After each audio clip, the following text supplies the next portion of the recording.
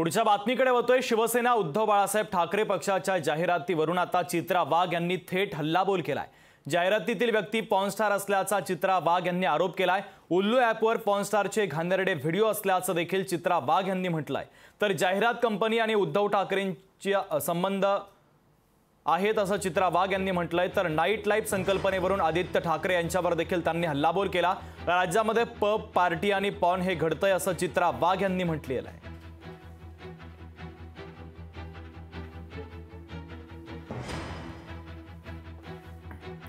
दरम्यान भाजपच्या नेत्या चित्रा वाघ यांनी केलेल्या आरोपाला शिवसेना उद्धव बाळासाहेब ठाकरे पक्षाच्या खासदार प्रियंका चतुर्वेदी यांनी नेमकं काय प्रत्युत्तर दिलंय ते आपण पाहूयात। उद्धव बाळासाहेब ठाकरे यांच्या ज्या ॲडव्हर्टाइजमेंट येत आहेत, जे आपण असं म्हणू की Adubal night life production private लिमिटेडच्या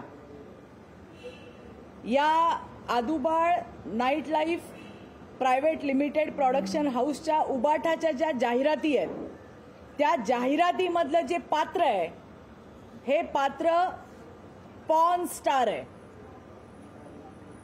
हा फोटो तुम्ही पाहू शकता। हे जे पात्र उद्धव बाळासाहेब ठाकरे जे महाराष्ट्रामध्ये अतिशय किळसवाणं असं पब पार्टी आणि पॉर्नची संस्कृती आणायचा प्रयत्न करतायत, त्यांच्या या आदुबाळ नाईट लाईफ प्रोडक्शन प्रायव्हेट लिमिटेडने बनवलेल्या या उद्धव बाळासाहेब ठाकरेंच्या ज्या जाहिराती आहेत त्याच्यामधला जे पात्र आहे हे पात्र एक पॉर्न स्टार आहे। एक तरी एक्टर आहे, त्यांचा प्रचार तुम्ही प्रश्नचिन्ह उठाता है।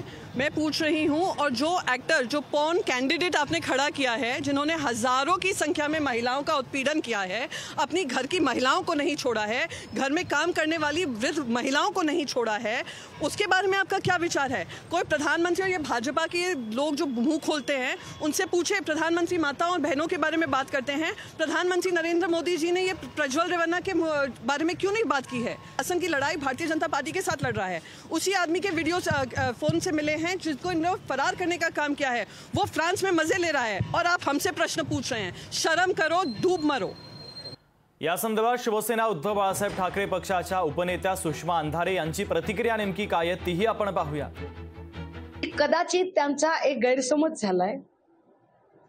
एखादा कलाकार वेगवेगळ्या प्रकारच्या भूमिका करतो, त्या भूमिका करताना तो वेगवेगळ्या प्रकारचे ऍक्शन सीन असेल, फाईट सीन असेल, कॉमेडी सीन असेल, इंटिमेट सीन असतील, असे सीन देतो। तो कलाकार आहे। त्या कलाकाराच्या कलाकारीबद्दल बोलायचं असेल आणि त्यावर जर आक्षेपच घ्यायचे असतील तर मग नवनीत राणा यांचे आधीचे इंटिमेट सीन असणारी गाणी आणि नंतर त्यांना दिलेली उमेदवारी याबद्दल काय म्हणणं आहे बरं त्यांचं? कंगना राणावत मी त्यांच्यासारखे फोटो दाखवणार नाही। त्यांच्यात आणि माझ्यात फार फरक आहे। त्या ज्या लेवलला आहे तिथे मी तितकी खाली उतरू शकत नाही। परंतु कंगना राणावतचे ज्या पद्धतीचे चित्रपट आहेत त्यावर काय म्हणायचंय त्यांना? लोकशाही मराठी ऐका, पहा, जागरूक रहा।